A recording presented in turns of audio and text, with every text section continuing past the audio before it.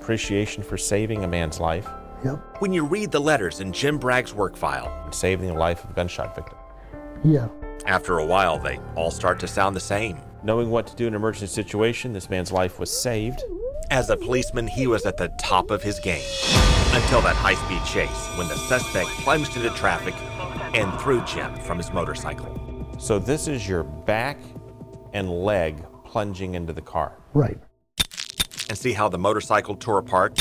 It's because the motorcycle plunged into him. Why'd she cover you with a sheet? She thought I was dead. It shattered bones, crunched his spine, and gave him brain damage that wiped out much of his short-term memory. And I forget where I'm going or why, and what I'm looking for, that type of stuff. Now, meet former policeman Jim Bomford. He also saved lives and continued his family's long tradition of service. And this here is my father.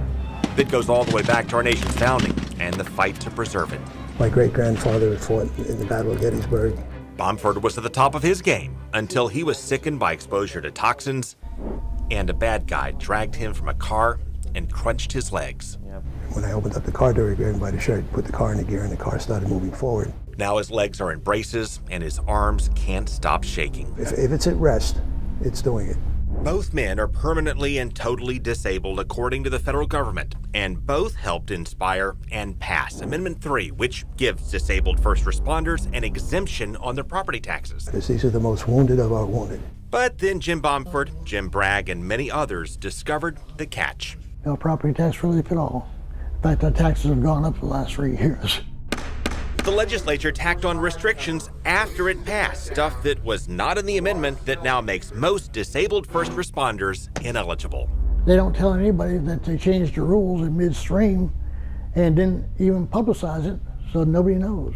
The legislature's restrictions disqualify first responders for different reasons, but one of the big ones states they only qualify if they were injured in this state or in an operation authorized by this state, excluding all who were disabled elsewhere than retired in Florida. Again, that is not how the question on the ballot read. It said first responders living in Florida.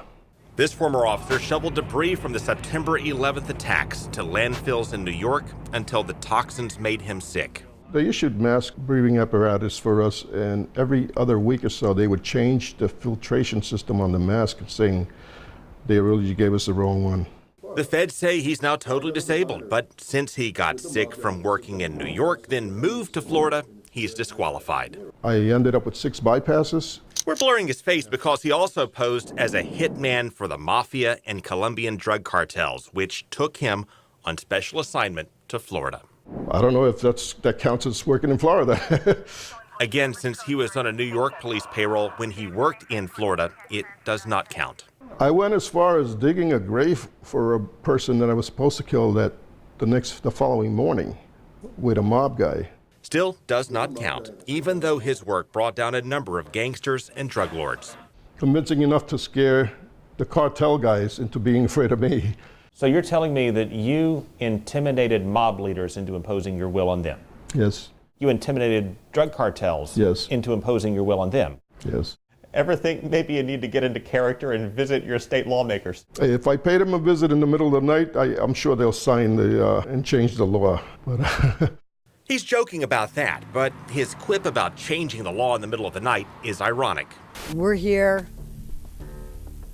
at 3:30 in the morning. Because lawmakers have been known to change the law in the middle of the night when they're half asleep and unaware of what they're even passing. I don't know the substance of this House bill.